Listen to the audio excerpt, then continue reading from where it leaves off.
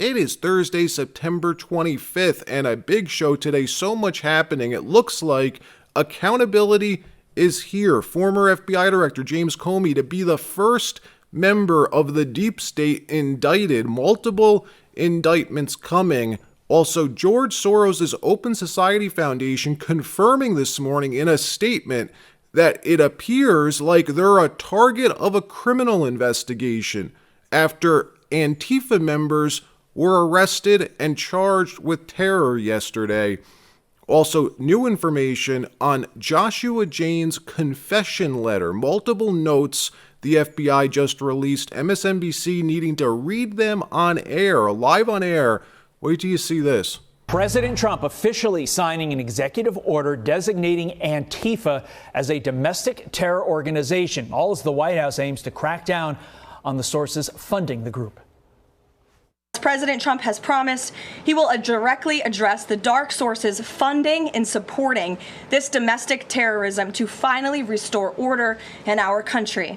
The American people can expect further, very strong action on this very soon. So for the first time ever, Antifa domestic terror suspects arrested. Several Antifa members arrested and criminally charged yesterday after surrounding an ICE building in Eugene, Oregon, one day after that other ICE facility in Dallas, Texas was shot up. Federal officers using tear gas, making arrests, not taking any chances after what just happened, announcing multiple Antifa militants and far-left extremists were arrested yesterday after attempting to lay siege on this federal building. Antifa was there attempting to target ICE officers who were inside this building. What we're being told is the FBI and the DOJ are looking to charge these people with terrorism, domestic terror charges. When you're charged with terrorism, you're not treated the same way. This isn't like you're jaywalking or something. The tactics the government uses are expanded. Then this morning, the Soros Open Society Foundation releasing this statement. The Open Society Foundation unequivocally condemns terrorism and does not fund terror. Our activities are peaceful and lawful, and our guarantees are expected to abide by human rights principles and comply with the law. These accusations are politically motivated attacks on civil society meant to silence speech the administration disagrees with and undermine the First Amendment right to free speech. When power is abused to take away the rights of some people, it puts the rights of all people at risk. Our work in the United States is dedicated to strengthening democracy and upholding constitutional freedoms. We stand by the work we do to improve the lives of people in the United States and across the world. President Trump just last week announced that George Soros and his entire network will be investigated under RICO, claiming that Soros is behind the funding, training, and radicalization of many young people in this country. Watch this. I had one the other night. I went into a restaurant, and this woman stood up. I looked at her immediately. She had money. She wasn't serious. They get paid for it. They're professional from Soros and other people. And we're going to look into Soros because I think it's a RICO case against him and other people. Because this is more than like protests. This is real agitation. This is riots on the street. And we're going to look into that. That was a week ago. Then just a few days ago, Trump doubled down, confirmed that his administration is actively investigating the Soroses. Watch what he said. They have signs, and they're all professionally made. Real protesters make them in their basement. And they're all the same. So who's behind it? Do you have a gut feeling? You hear Soros. I don't know. We're going to find out if he's behind it. But it's incitement to riot. That's a criminal act. And people are dying because of it. So it's really, it's death. So we're gonna find out, and it should have been done a long time ago. Soros Open Society Foundation's statement this morning may have been in response to being served with subpoenas to turn over documents, bank statements, that kind of thing. We're going to have more about this in the coming days. Meanwhile, former FBI Director James Comey about to be indicted. That the charges are ready. We're hearing it won't just be a single perjury charge either, but possibly multiple charges. Watch. Three sources familiar tell MSNBC former FBI Director James Comey is expected to be indicted in the coming days. The full extent of the charges being prepared against Comey is unclear. Joining us now, MSNBC Justice and Intelligence correspondent Ken Delanian and MSNBC Senior Investigative Correspondent Carol Lenig. Chris O'Leary, Ashley Parker, still with us.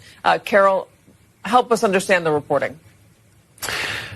So, Katie, we have some sources who say that for several weeks now, the U.S. Attorney's Office in the Eastern District of Virginia, and actually in offices that are potentially much further south than Alexandria, have been eyeing ways to indict Comey, and they are getting very much closer. The statute of limits, rephrase, they are arguing that Comey, there is evidence to suggest Comey lied to Congress in his testimony on the Hill in September of 2020. And for viewers out in the audience who may not be legally as nerdy as me and Ken, I'll just say that there's a statute of limitations to charge people with the crime of lying to Congress or perjury, and that's 5 years. The 5-year statute runs this month. So what exactly is he accused of lying about, Ken? It has been such a long, crazy road to get to this point. There has been so much pressure on newly appointed Lindsey Halligan, who Trump just tapped a few days ago to lead up the Eastern District of Virginia. So much bureaucratic jostling has taken place over the last month to prevent this indictment, this Comey indictment, from happening. It's remarkable. Remarkable how so many of these DOJ employees are still trying to protect these people. We reported on Monday how Eric Siebert had been stonewalling for months. For months, he had everything he needed. He could have presented to the grand jury months ago that there was more than enough to charge James Comey months ago.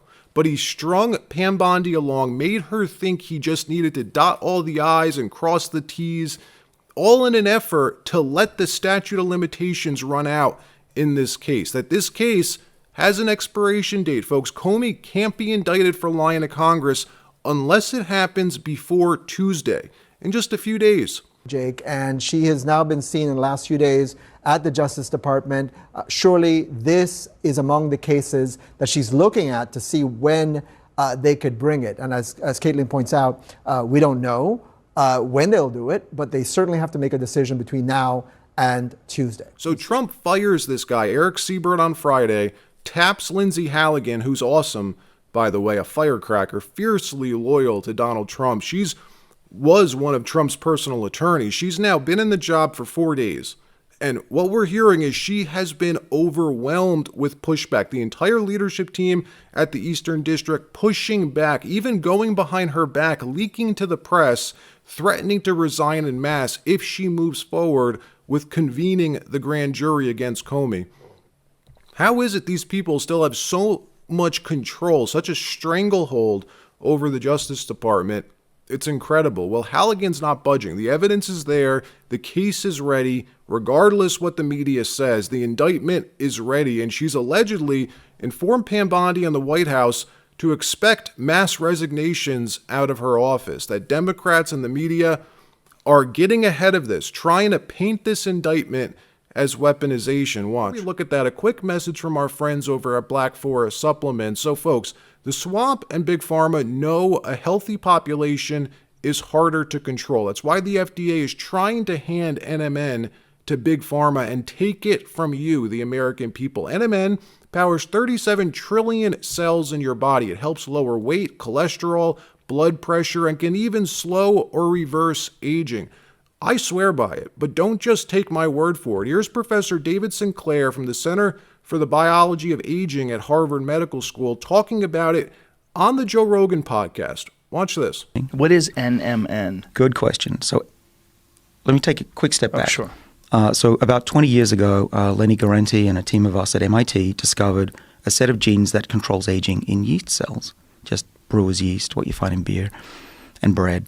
And those genes are called sirtuins, and there are 7 of them in our bodies, 5 in yeast.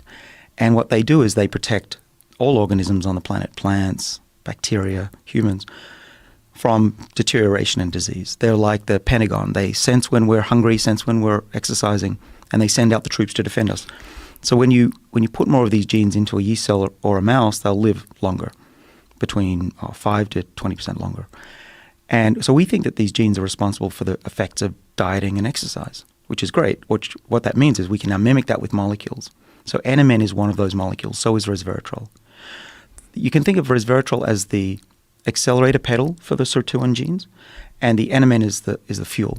NMN works so well. NMN works so well, in fact, the FDA wants it off supplement shelves. On September 30th, they're going to decide whether to reclassify it as a drug, handing control to Big Pharma. This is the last week you can still get NMN as a supplement before it could be banned forever. The change isn't about safety, it's about cornering the market. I've been taking it for years now, and I can vouch for the benefits, folks. I run faster, lift heavier, think clearer, and have more energy to create videos for all of you. Why? Because NMN is one of the main precursors of NAD+, which Professor Sinclair also explains more about. Get this. So sirtuins need NAD to work.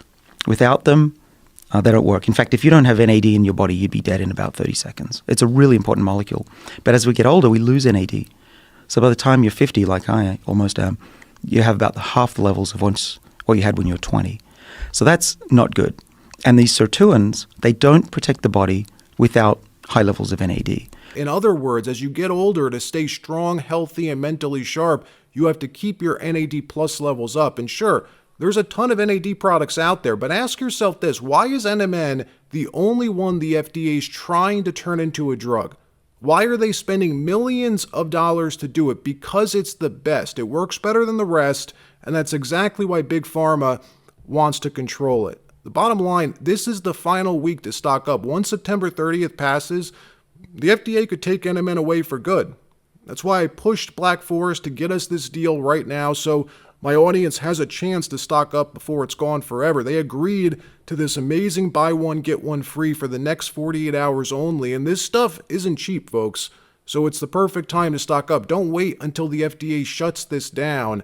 The link is in the pinned comment and description box below. So look, if you don't act now, the FDA will decide for you, and once it's gone forever. Former FBI Director James Comey may be indicted soon. Sources tell CNN that President Trump's Justice Department is close to deciding on whether to charge Comey with lying to Congress. This is something, again, we know that President Trump has been looking for this for many, many, many years, and I expect him to try to push this ahead as far as possible, but we'll see. And just to be clear here, President Trump wanting a prosecution of James Comey, does it matter what the charge is, or he just wants his political enemies charged with something? Isn't it funny, though, how these are the same people who told us for years that nobody's above the law? What happened to that?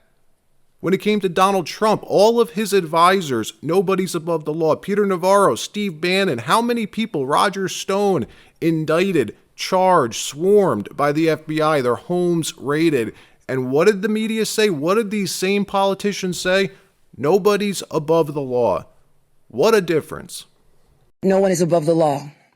No matter how rich, powerful, or politically connected you are. Our job is to follow the facts and the law without fear or favor. The fact is, no one is above the law. No one, not even the president, is above the law. In another story, we're learning more this morning about Joshua Jane's real motive. Acting U.S. Attorney Nancy Larson holding a press conference just moments ago and reading multiple notes, letters left by Jane, the Dallas ICE shooter, which clearly spell out his motive.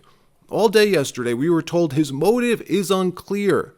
Not anymore. His motive, left-wing terror. I want to point out that one of these notes or papers, the sniper explicitly states, yes, it was just me. That statement appears to be correct at this point in the investigation. Notably, these loose notes included a game plan of the attack and target areas at the facility. He called the ICE employees people showing up to collect a dirty paycheck. He wrote that he intended to maximize lethality against ICE personnel and to maximize property damage at the facility. He hoped to minimize any collateral damage or injury to the detainees and any other innocent people. It seems that he did not intend to kill the detainees or harm them. It's clear from these notes that he was targeting ICE agents and ICE personnel. The tragic irony for his evil plot here is that it was a detainee who was killed and 2 other detainees that were injured when he fired into the Sally Port. He also hoped his actions would give ICE agents real terror of being gunned down, and he did this to induce constant stress in their lives. He hoped his actions would terrorize ICE employees and interfere with their work, which he called human trafficking. And this, what he did, is the very definition of terrorism. ICE Director Marco Charles pleading with the media this morning to shine a light on this story, that the rhetoric around ICE and law enforcement, he says, directly responsible for what happened yesterday, and confirming that the suspect used ICE tracking apps, the same mobile apps that the media promoted a few weeks ago. It's incredible. Violent rhetoric has led to over 1,000% increase in assaults on ICE officers, and it has to stop. In contrast to those who would demonize our men and women, yesterday our brave officers ran back into danger, along with ATF, our partners, to save the detainees while shots were still being fired. Those ICE officers just showed the world who they really are. Law enforcement officers who want the best for our country. That's ICE. Integrity, courage, excellence. They were willing to put their lives on the line to pull detainees out of the transport van to get them to safety. They are heroes, and I hope the media has the integrity to shine a light on this story. Enough is enough with the harmful lies and violent rhetoric. It has to stop.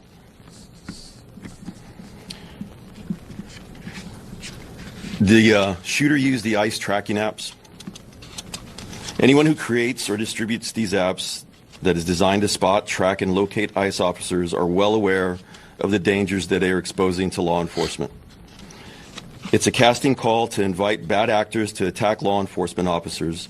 It's no different than giving a hitman the location of their intended target, and this is exactly what we saw happen in Dallas yesterday. Let me know what you think about this. Will the media tone down the rhetoric? Should they tone down the rhetoric? Should they have to? There's no doubt at this point that vilifying ICE as Gestapo, referring to them as modern-day Nazis, is leading to violence.